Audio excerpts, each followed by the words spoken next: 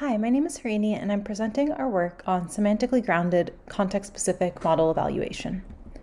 So evaluation is really important because it determines what systems are considered state-of-the-art, how we understand system strengths and limitations, and the areas we target for improvement. As a result, evaluation has a broad impact on research agendas and values in machine learning. Because of this, we really need evaluation paradigms that surface harm and reflect actual user needs. As a specific example of where current evaluations fall short, consider content moderation. Lots of research has shown that different online communities deal with very different types of harassment and enforce widely different rules and norms. For example, this paper grouped subreddits into clusters based on the types of rules they enforced. As shown in the table, they found that some subreddits moderate things like comments mocking the concept of a safe space, while others do not. Some moderate attempts to be funny or sarcastic, while others don't. And there are hundreds of norms like this that differ widely across communities. At the same time, moderation is pretty taxing, and there are increasingly more machine learning-based tools out there that claim to be able to help partially automate the process of moderation, like this one called Perspective. But how would someone in a particular online community figure out if one of these tools would make sense to use given the rules and norms of their specific context? Typical evaluations might be able to tell us things like the model's accuracy or general robustness, which are certainly useful things to know. But they're not enough on their own because they don't capture many of the other things that matter to people in a particular context. For example, it'd be much harder for a moderator to ask the question, is this moderation model able to flag comments mocking safe spaces with existing evaluation methods? That's because this requires understanding a semantically meaningful concept, which can't be easily formalized or described with low-level features. And it stems from users' personal knowledge about the types of things that are important in their context. So we designed the system Kaleidoscope to fill this gap and facilitate model evaluation that achieves these goals of being context-specific, semantically meaningful, and user-driven. It's made up of an underlying workflow and methodology, as well as an interactive UI that implements it. Kaleidoscope's workflow has three parts, starting with identification, where users identify a few exemplars of a semantically meaningful concept. So taking a content moderation example, they might identify the single comment, "Immigrants don't belong here," as an exemplar of a xenophobic attack. Then they would generalize these exemplars into a larger diverse set of examples representing the broader concept of xenophobic attacks. Finally, they can specify their expectations of good model behavior with these concepts and test whether they hold. So here the user could specify that they expect xenophobic comments to be moderated and test how well the model meets this specification. And when I refer to examples and data here, it's unlabeled data intended to come from the user's context. We built an interactive system to facilitate this workflow, where the overall layout looks like this. On the left, users can construct example sets that represent meaningful concepts. The middle is a projection of all of the examples in the data that's utilized throughout the workflow. And on the right, they can specify and run tests about model behavior using the defined example sets. So let's say I'm a moderator of the news subreddit, and in this subreddit, comments insulting moderators are not allowed. So I want to ask the question, how well does this moderation model deal with those kinds of comments? For this example, the system will be seeded with data from my context of r/news. As a heads up, in a few slides, I'll be showing screenshots with real data, and many of the comments can be quite offensive. So we start with the identification stage. I might already have a particular example in mind based on something that I've seen, which I can input directly to seed the example set.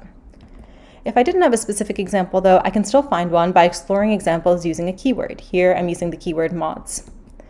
Just aiming to find a few relevant exemplars of the concept and use those to seed the example set. Once I do that, they're now part of the insulting moderator's example set that's been defined above. In the generalization stage, a user can expand those few examples into a larger, diverse set of examples representing the higher level concept they have in mind. The way this works is through iteratively retrieving semantically similar examples from the data based on a distance metric in a learned embedding space. So how this would work in the tool is we first select the exemplars we added. What appears down below then are other examples from the data that are most semantically similar to those that I've selected above. The results are grouped into 3 clusters, and the projection plot shows us where these clusters appear relative to other examples and the top words in each cluster. By skimming the examples and this information, we can quickly try to get a sense of the types of examples in each cluster.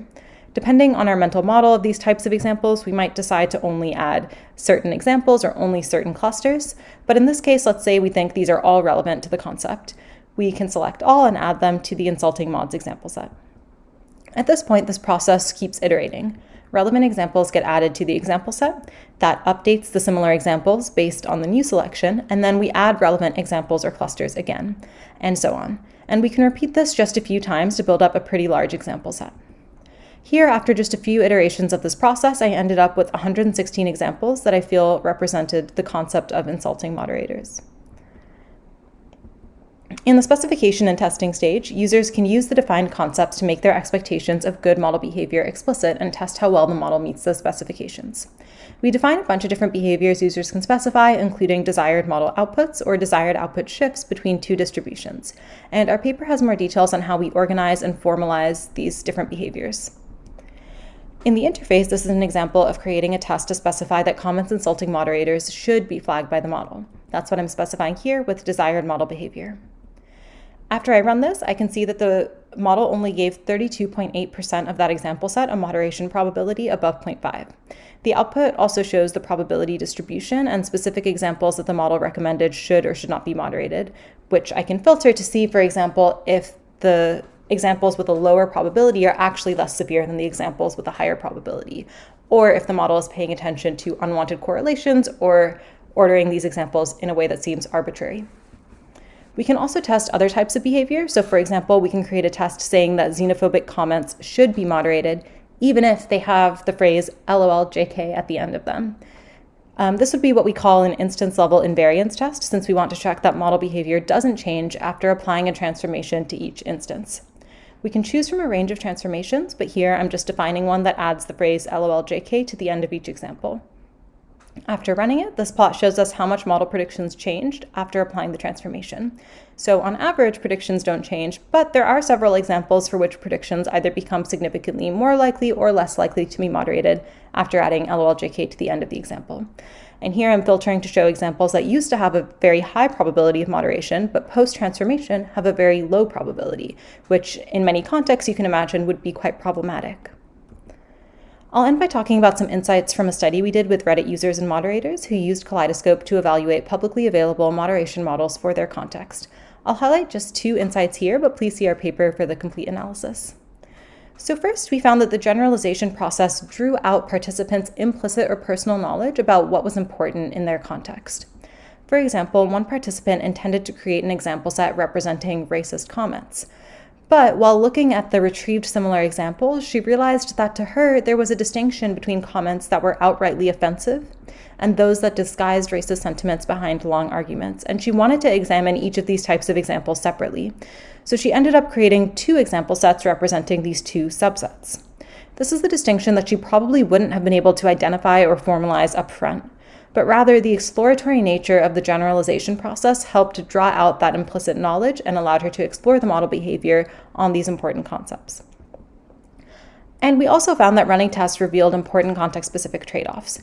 For example, one participant created an example set representing comments about torrenting and piracy, which should all be moderated in r/movies, a subreddit they moderate.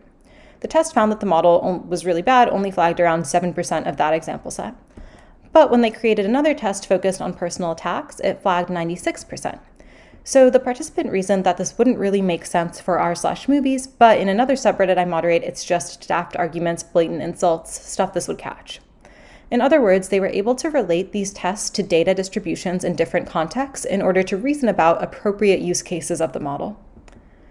We performed another comparative evaluation that I didn't go through today, but together our insights there and through our user study demonstrate that Kaleidoscope allows users to ask semantically meaningful questions about model behavior that would be difficult or impossible to answer with existing evaluation methods. And rather than being aimed at machine learning experts, it enables users with deep personal or implicit knowledge about their context to make their expectations explicit and to understand model strengths and limitations in terms of concepts that are important to them.